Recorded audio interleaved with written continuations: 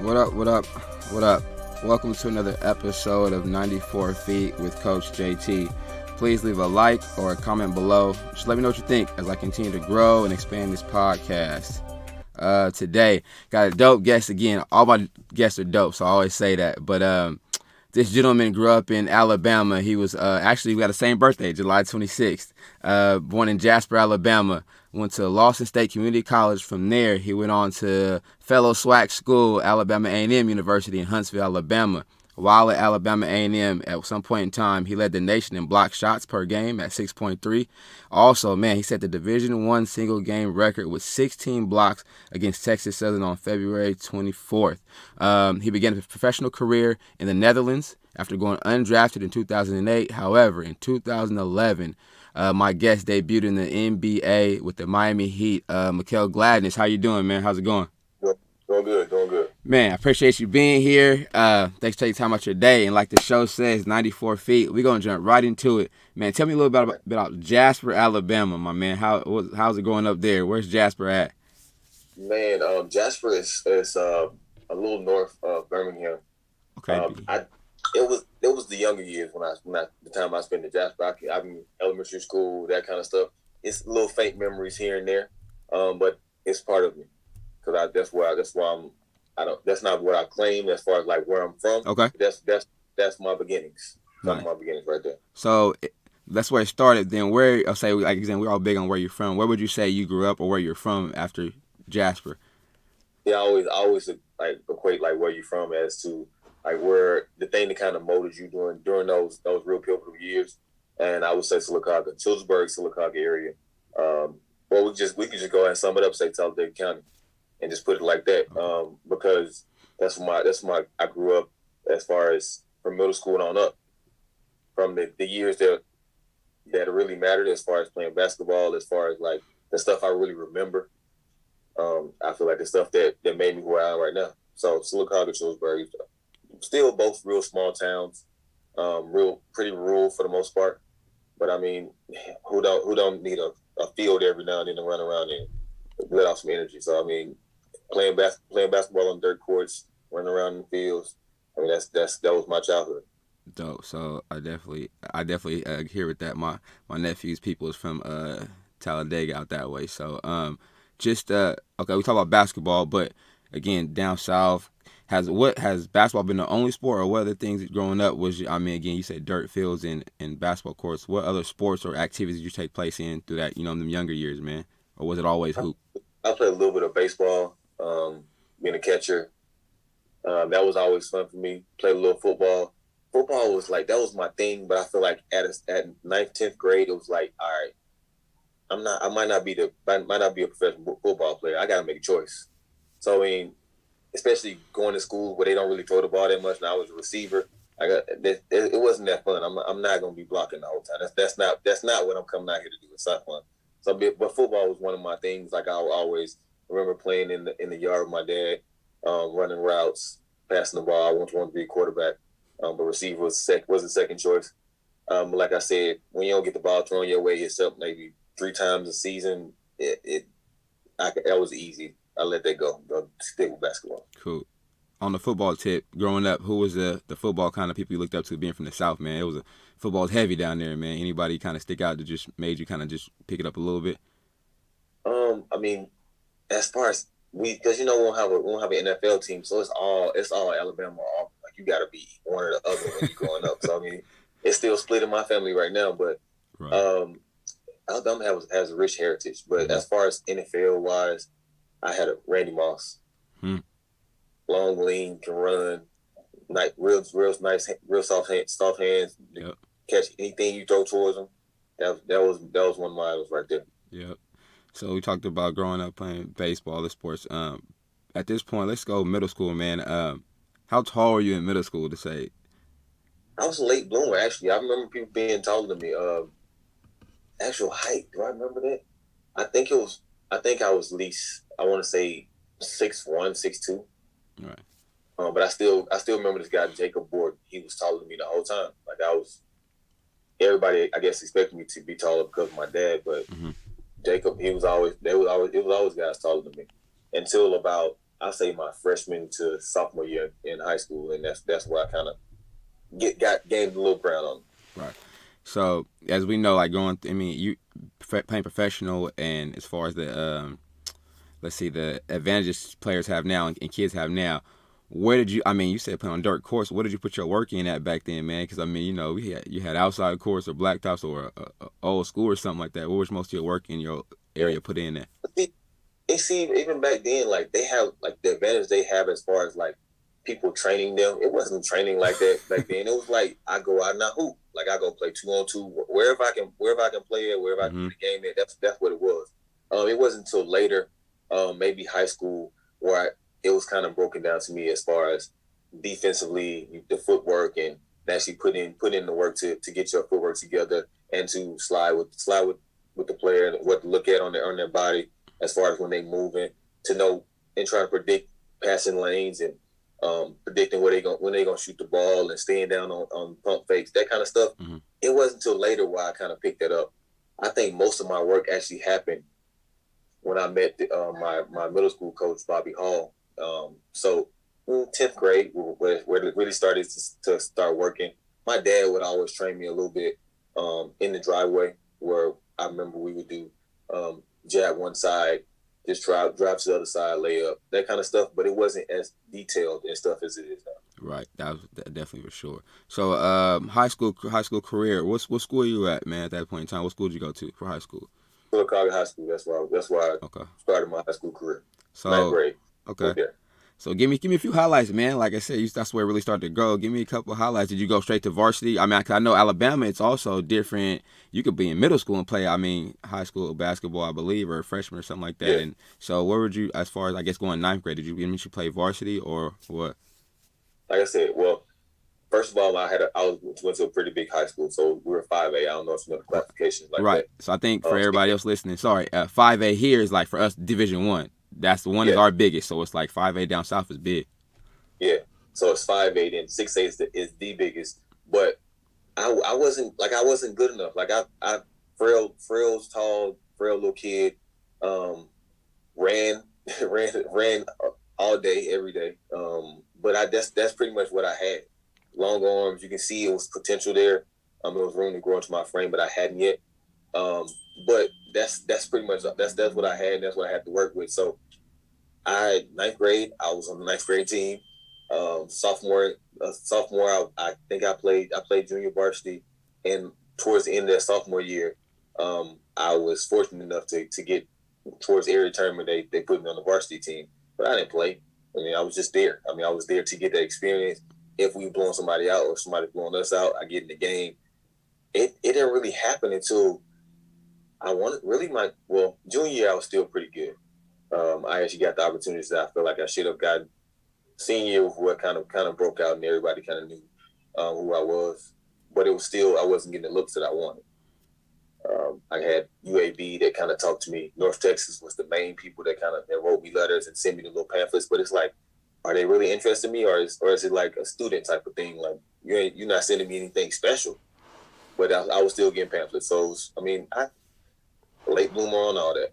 Yeah. Okay. So you go through this process, right? I mean, are we 100% dedicated to the basketball life at this point, saying this is what we want to do, or you like I'm gonna keep doing it to try to see what opportunities come, or you knew then I want to make something of this at that point in high school, or no?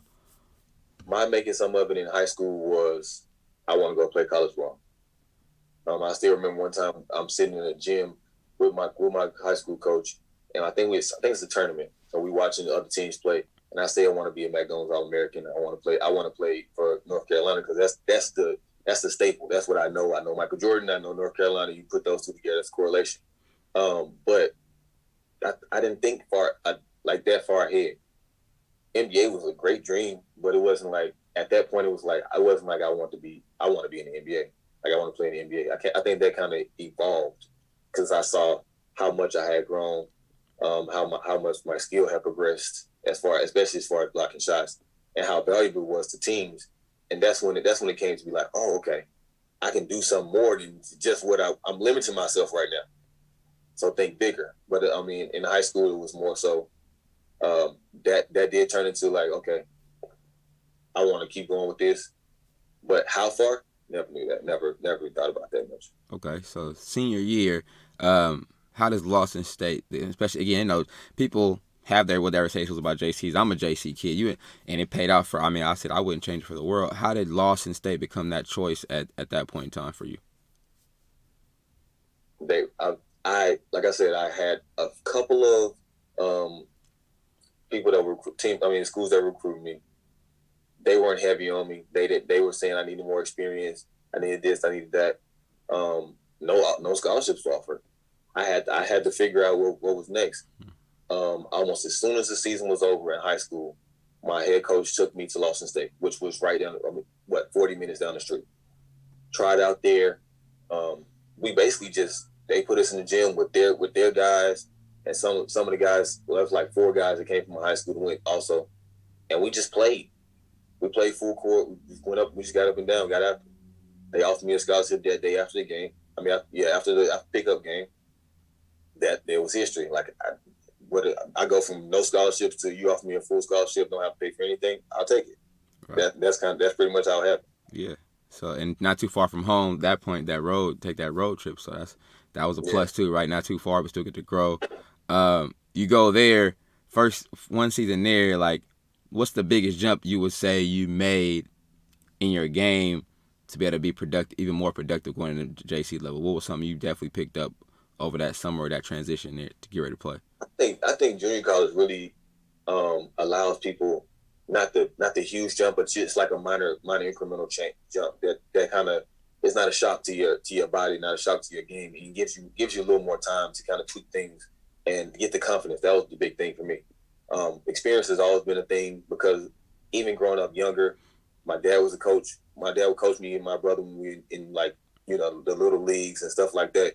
But on other teams, we didn't get to play. I didn't get to play that much. So the playing experience was crucial for my development, and I think that's what happened. Like Lawson State towards the end of the year, towards JUCO tournament time, I got a lot of playing time. He started to see how valuable I was, how much I can play, and I gained that confidence. And that's kind of what set me on the right track. Nice playing time. You do the year there, and again, knowing what's how things work now. Back then, did you already know it was probably one and done, or you just kind of again went with it and then the next opportunity unfolded, right? I always had the grades, but like I said, I didn't have the exposure that I feel like I needed and I wanted, and the offers as well. But the thing that really made me choose to only go 1 year is because the coach there, I didn't ever say, well, I'll put it like this. I was soft as far as like mentally. I'm not used to coach. I wasn't really used to coaches like yelling at me a lot. And so when I get there and he yelled at me, but I feel like he took it to another level.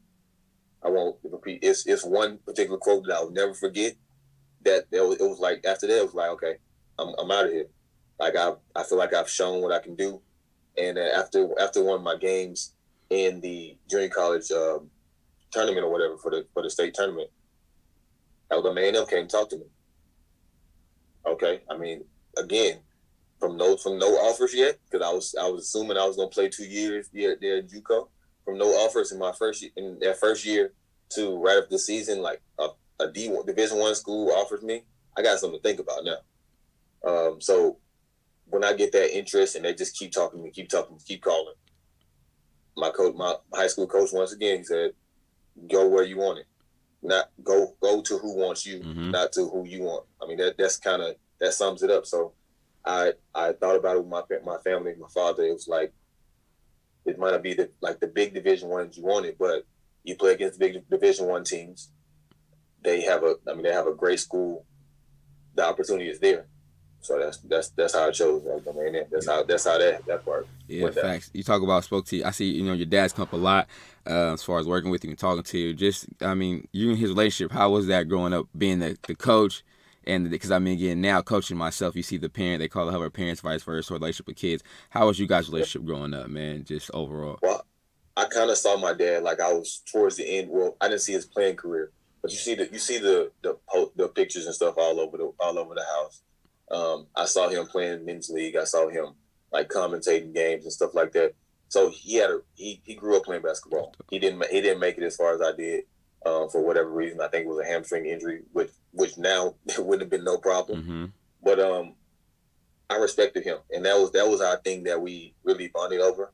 Like we don't have we're working on it now, even now, but we didn't have those deep conversations about other things. Mm-hmm. But basketball was that thing we could connect on. So that was always something we sat and talked about.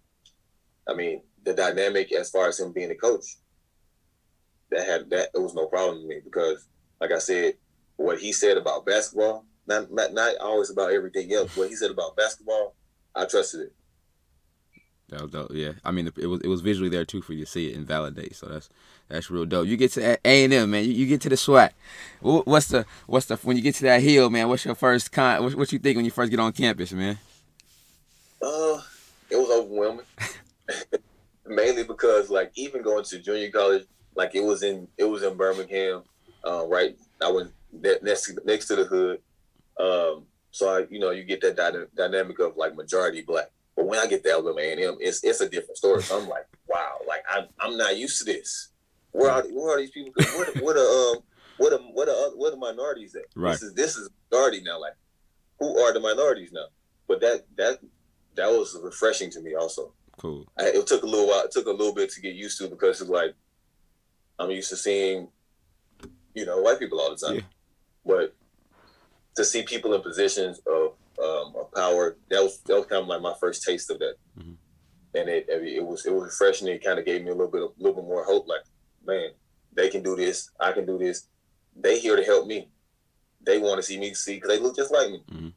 So that really boosted my morale as far as and changed my perception of college and everything. Nice. So during that time, again, they talk about transition. Now you go again, like you said, you play against big D1s, you play against other schools, come from JC. What's the step up now? Is it weights? Is it eating better? What's next for you as far as the physical part that had to increase or anything? Oh yeah, I remember shakes.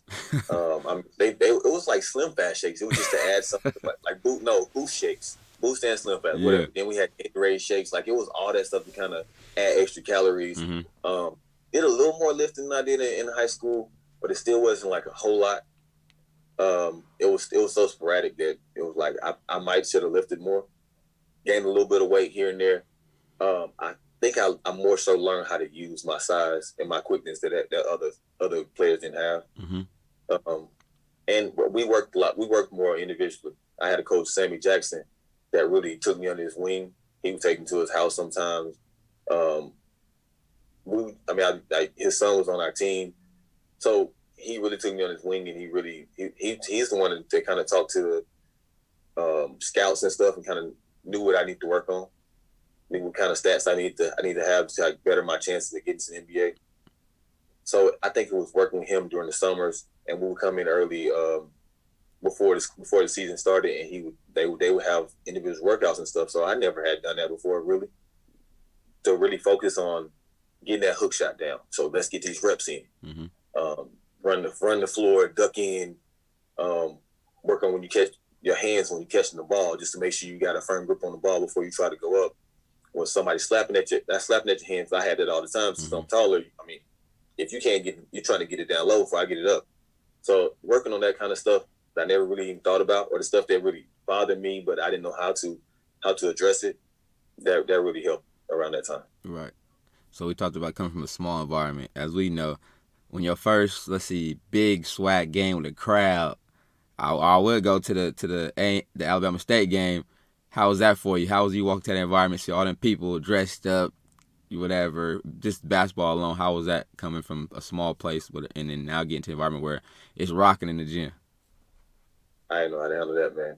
But I took it like it's always been like when I get my first block or my first little bit of action, the nerves are gone. They gone. Okay. It's time to play. Like I'm comfortable now. I don't hear anybody else off the court. Of course, I hear you hear the little chirping from your coach a little bit, but everybody else is blacked out. Like I don't see it. It's game time now. Just me, the court, you, whoever's on it. So, man, what are You remember what are some of the big games? I mean, outside again, we talked about Texas Southern. Or actually, let's talk about that Texas Southern game, man. The 16 blocks, was that at TSU or at home? No, we were at home. Okay, so And everybody asked me like, all right, so what were you thinking? What were they thinking? Bro, it was all based on feel. Like my whole game, as far as blocking shots, is based on feel, timing. If I can predict, I have to predict when you're gonna shoot the ball, or try to predict. Most of the time, like especially in that game, I was right. But you taking the chance because you sometimes they get you up in there and get you foul. Yeah. But they just kept coming to the rim. Like it seemed like after I blocked at least 5 shots, you would stop. They would shoot more jumpers.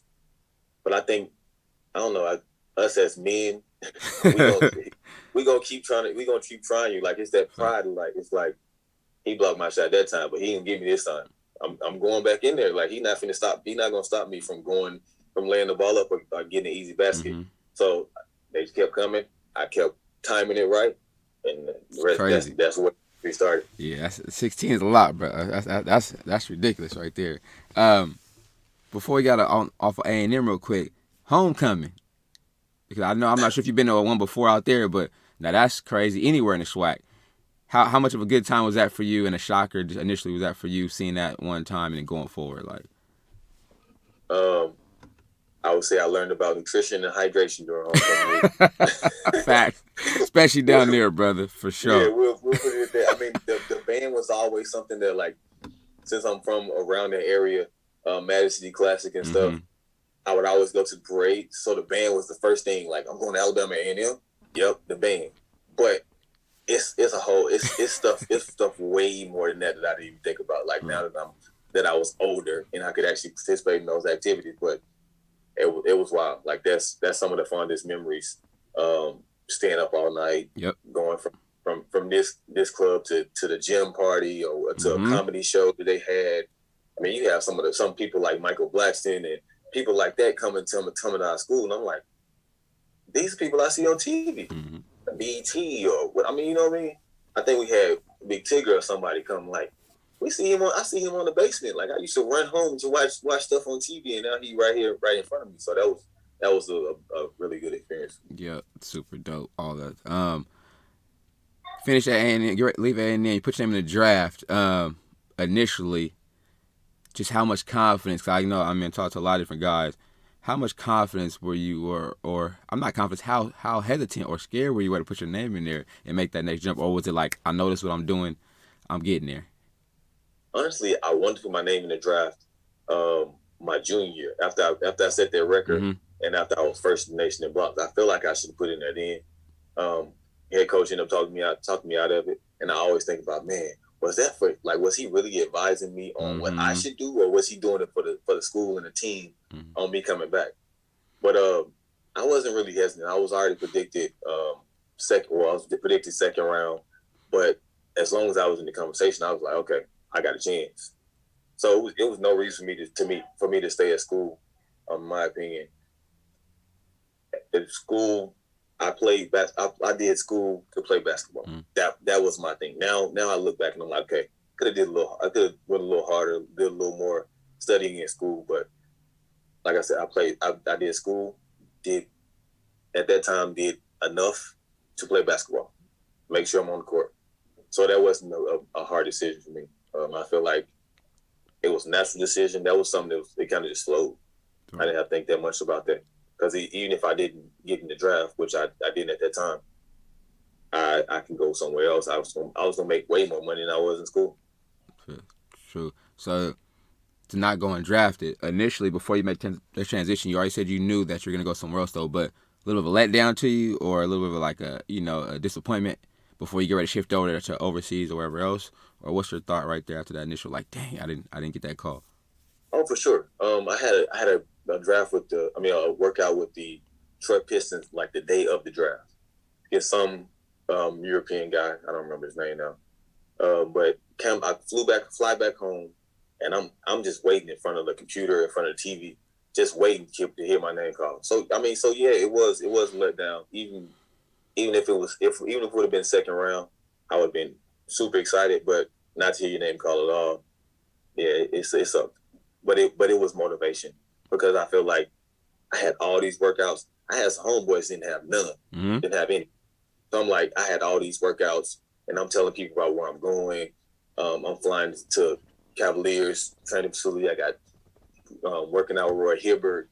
I got Cavs gear, all this kind of stuff. So it's like, especially back then, like NBA gear was hot. Like, bro, let me get a pair of shorts. Get a practice jersey. Yeah.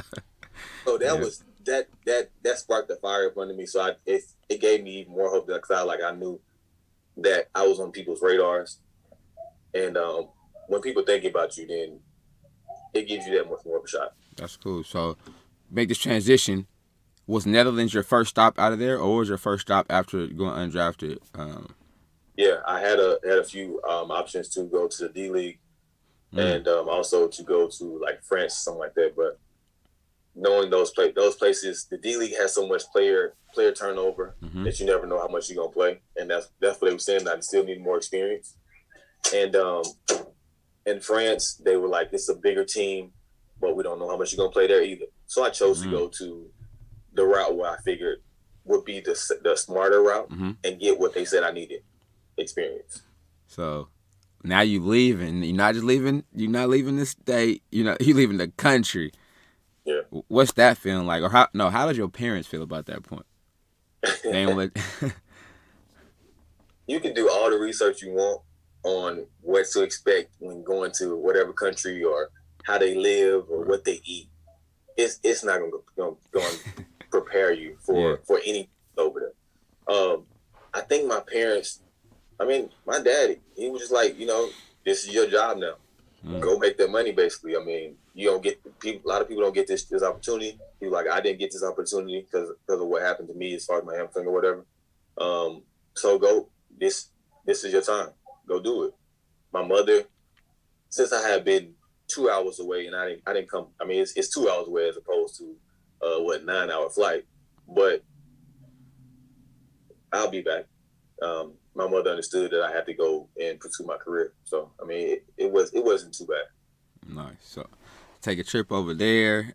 Just any hard downfalls while you was there initially that first year? Anything like kind of I need to come home or? Was it that first year? The transition from college into professional, no matter how big of a jump or how big the league is over there, it's tough. It's a different type of physicality. Like I went from playing with people my age to I had a guy on my team. I think he was 38 or something like that. Man. Yeah. So I'm 22 years old playing with against 38-year-olds, and he just banging and bumping. Like I'm not used to that. The speed of the game also. We ran pick and roll in college at A&amp, but in Europe, pick and roll is like that's the bread and butter right there. Like you got to know your footwork for pick and roll. You got to know your placement as far as where you the target where you sit when you set in the pick and roll, getting out of pick and roll and getting to the rim. Certain things you have to adjust to when people after you dominate a pick and roll, people gonna start bumping you when you come down the lane. So you got to know how to get around that. Like it's so many different aspects of the game that I never thought about. Actually, I'm just thinking about, okay, I'm going to go here and play. I just had these NBA workouts. I'm ready for the NBA. I'm just going to show them, and sooner or later I'll be back over here in the NBA. Right. It was a rude awakening, honestly. That year in Holland, I almost got cut. Like I was on the cusp of getting cut. Like my agent had to renegotiate my contract to basically take everything they was gonna take away from me, or they were talking about taking away from me or deducting from my contract, and he put in the bonuses. So I ended up getting every bonus that they kind of took away from me. Jeez. But this the almost getting cut that year. They were ready to send me home, like seriously. Almost getting cut that year. I start finding myself after that because it was like, okay, I'm not going back home. I can't go back home, like not like this. And so I ended up finding my game and getting more confident, and basically just playing like I have nothing to lose.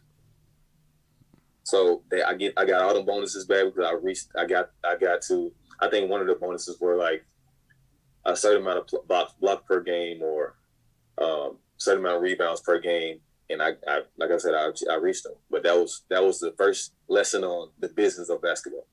Back against the wall. Okay, you spent a couple of years overseas, actually, and I'm saying you get back to the states in what, 09, Rio Grande, and then Dakota Wizards also. So being back home and back in the U.S. in the states, comfortable right there, and that's back then it was D League still. Right there, what is that? What's your mindset going at this point now? Like, okay, look, is you one step closer? You feeling or what? I did feel like I was one step closer, like the atmosphere you get from the D League, especially Rio Grande. Rio Grande was probably one of the first teams that actually had a real affiliate. So the Rockets was the sole affiliate for Rio Grande. But so we got all the trickle out there. Like, you remember the first, like, when people was doing heart rate monitors and stuff to kind of judge your fitness and stuff, that we were doing that. So we were always the ones that was like the guinea pigs for the Rockets.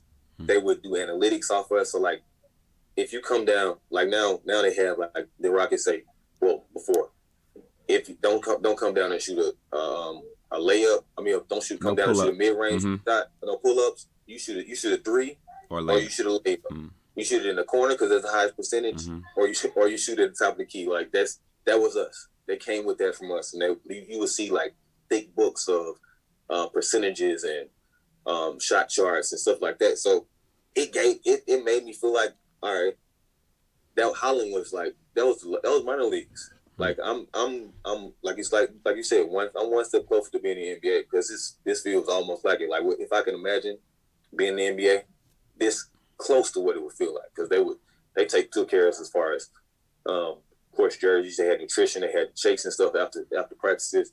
We had a weight room right there. We had a practice facility, nice arena. So, I mean, that made me feel like I was closer, which gave me the push to be like, okay, we almost there. I'm almost there. Okay. So 2011 comes about. Now, how do you get that call or that first opportunity, man, to put on that NBA, even if it's a practice, if it's a call up, what happens? How does that take place, man? The year before that, after the season, they have something every year called like the D League Elite mini camp or something like that. I got invited to that, which I really didn't think I would, because I'm like, young player. When I play, I'm really effective, but I didn't play as much as I wanted to. But I got there to the D League Elite mini camp, and I killed it. I played really well, because I don't know these guys. I mean, I know these guys. I played against these guys, but I have no plays, no preset expectations about me. At least what I knew of from other coaches that were like kind of coaching me in this camp. It was just kind of like, go out and play. So a little bit after the D League Elite mini camp, Miami calls my agent, and he's like, we have this guy here in Miami that's kind of been working out with us. He's good, but we're a running team. We're a fast-paced team, and he doesn't quite fit the description. So we like you. Would you come in? This was set up just for a 1 weekend thing. I was supposed to go to my first time would have been going to Carnival in Canada. Supposed to go there. But I couldn't, because they had just called me like, we wanted to come to Miami. So that's another story. But I went there that 1 weekend, and it just kept on turning to another weekend, and another weekend, and another week, and another week. Next thing you know, I'm in training camp. Right before training camp, well, after they let me know I was in training camp, right before that, that's when LeBron signs. So I'm in an Intercontinental Hotel in Miami, and I just hear people like yelling and horns blowing and stuff. I'm like, what happened? Turn on the channel on the ESPN. LeBron just signed, took his talents to Miami, to South Beach. So that year I didn't make it through training camp. It was a good experience, but LeBron had already kind of brought his guys, Big Z, Jamal McGlure, Howard. They already had their spots. I think it was one spot available, and it wasn't for a big man. So I go back to D League for maybe, I think we played like 3 or 4 games, and I get the call again from Miami, like, all right, the lockout is over. We want you to come back to training camp. And I just played really free. Played like I knew I belonged there. Like I had nothing to lose. I think that I played the best when I'm just free. And it was actually 1 spot left then, 2. But I played so well, and then my teammate played so well that they end up cutting Eddie House to make 2 spots for us. And so December 25th, 2011, Oh wow. got signed to a contract with Miami. Wow. Best Christmas present of what? So you get that again, all the work, man. Like I said, your resume, your journeyman, a young journeyman still, but just how I don't know. Just tell me about that feeling, man. Like I said, I mean, for you, for your parents, whatever. What was that? Oh, what about the calls? Let's say, what do you do when you call? Who do you call first when they offer you? Who's your first call to? Yeah, I was already married at that time. Okay. So I called my wife. We got married right before I went to Holland, so she's been through all of it. So I called her first, and my voice is trembling, and I'm like, "Hey, I made it." She's like, "What?" I made it. She came to North Dakota because, like I said, I played 3 games there, and so she was trapped. Had come there with me. She had a job and everything, and I was like, "Baby, go ahead and pack everything up and come on to Miami." Because it was snowing because we had like feet of snow, like inches and inches of snow. Like, don't get out of that cold. Don't come to Miami. But that was, I don't know if we cried. Yeah. It was a little teary conversation. I cried. You didn't cry. Shout out to the queen, man. I'm so proud of you. It was a teary conversation, but that was I called her first, and then of course called mom. It was late at night when you called me too. It was. I was like in the bed asleep. Oh.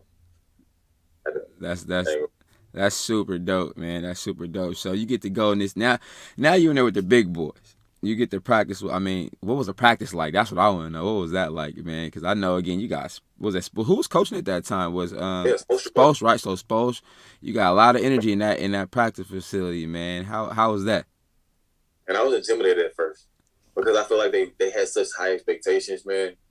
And I'm playing with, I already know it's a championship caliber team. We got LeBron there that I've seen on TV since St. Mary's, St. Vincent, D Wade since Marquette. Like, you have Udonis Haslem. I used to watch him at Florida. Mike Miller also. Like, so I'm intimidated at first, to be honest with you. But I'm just playing. I mean, it's picking up concepts and stuff and actually doing them are 2 different things. And they, like I said, they have high expectations. So they don't want to show you 3, 4, 5 times to do how to do something, or else you can go sit over there. He'll take from here. That was. I feel like there was pressure. Then you got Pat Riley as the president, so he would come and sit in the practice. I'm like, man, why he got to come sit? He went up for individual work. So I'm like, man, why he got to come sit here? He would come in and you see that table sitting over there on the side. Like, yep, he coming in today. And with him and the president, and like the general manager or something like that would come and sit in practice. So that made it a little more intense. But I got accustomed to it really quickly. They pushed me. Like, I think that we worked on so much stuff. Like, I put in so much work in Miami as far as like I'll come in and do individual workouts before practice, like an hour or 2 before practice, and I'm in a full trench before practice even start. Because I would have to either do weights. You need to do weights before or after practice, and you got to get your individual workout in. So I'm getting what, at least 500 to 1,000 hook shots up a week. My shoulders at first would be like, oh, like I have to give me a little time to shake this off. That's crazy. It was hard work, but I really developed in Miami. My development coach, Keith Haskins, he was from Alabama too, so he was like, I want you to see, I want to see you playing. So he pushed me, like, even when I didn't want to do stuff, or like I feel like I couldn't go any further, he really pushed me. Everybody has this perspective that he is like a hard coach to play for, or hard coach to work with, because when people come in for workouts, draft workouts, he's the one running, and you got everything's on the time limit. I like it. I like this what Coach Spoelstra did too. You got 1 minute for water. They said the clock. You actually got 1 minute for water. You come back and you get back to work. They want to make it as efficient as possible. So I like that part. I got used to it, and they, like I said, they made me a lot better. That's super dope. And I see, what year right now are you going into overall, man? How many years have you put in overall as a pro? 12. 12 years right now. again, look at the resume, man. It's extensive, my brother. Like you got some dope places on here. Give me some other dope spots you've been to throughout this journey, man. Being able to travel in states and out of states. You know, give me some other spots you may like really think you thought highly of while you was there. All right, so Australia was my first place after the whole D League NBA stint. Australia was nice, man. As far as like living, the style of play, they made me a little more. They made me a little tougher because like you got rugby over there. Like you got big boys. All they used to do is bumping. They play rugby from a young age, so it's like if people don't know what rugby is, it's football with no pads, basically. So that made me tougher, especially because when you go in there as an import, especially with that NBA stamp on you, they gonna try to beat you up. I had a few times where I feel like somebody tried to take me out there, and sometimes where I got no calls for things that I feel like were obvious. Yeah. Like I remember one time I'm posting up, and I put my elbow up to just shield off my defender in order to get a post entry pass. So I hit the guy in the face with like my forearm or something like that. They call a foul on me. I'm like, he's like, you have your arm in there. I'm like, how? I'm 6'11".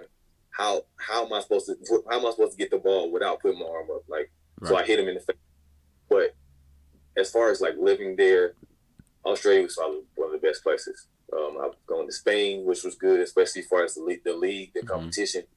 That's second to the NBA as far as competition. Like it's some really good players in Spain. Of course, as far as you see Paul Gasol, you see Marc Gasol, right. You see Ricky Rubio, you see now Luka Doncic. I played against him the year I played in Spain. You see Campoza that's with the Denver Nuggets right now. I played against him. Him and Ricky Rubio. I mean him and what's his name again? But they were both on Real Madrid together. Yeah. So I played against the top competition. Randolph, he was over there. So you pretty much playing against guys. If they weren't in the NBA, they're going to the NBA, and they like kind of bouncing back and forth. So that was some really good competition. And Spain was a nice place to play. The fan love was awesome. Because even if I think we started off well, but we hit a slump, and then they fired our coach. So even during that whole time, our fans would still pack the gym out. That's what's up. So you talk about Luka too. Back then, though, Luka was like, he was what, 16, 17 probably? No, he was. This was maybe the year before, or the year, or like the year before, right before, or years before he got to the NBA. Okay, he's been playing pro for years. 17. This is year, I think 18. Yeah, I think 18 is his third year, I believe. So yeah, that's okay. That's crazy, man.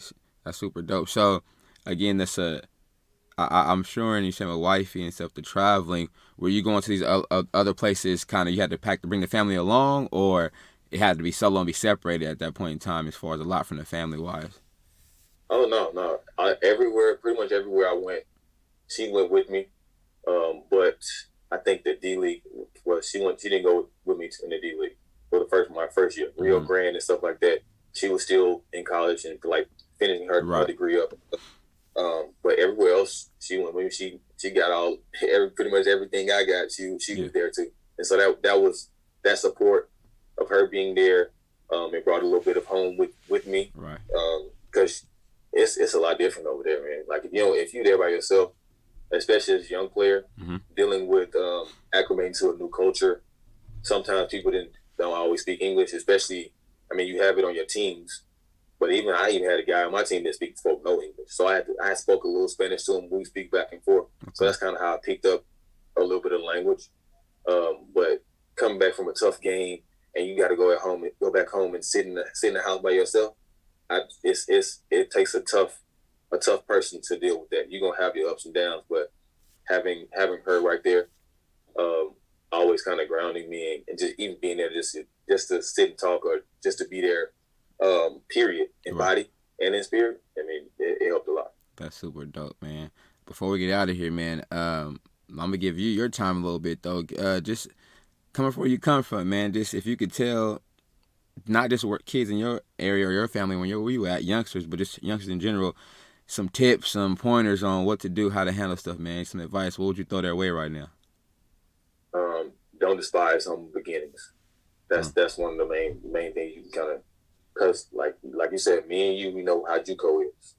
Not everybody has the best JUCO. Not everybody's gonna have your big practice facility with all these weights and shooting machines and all that kind of stuff. But it's what you make out of it.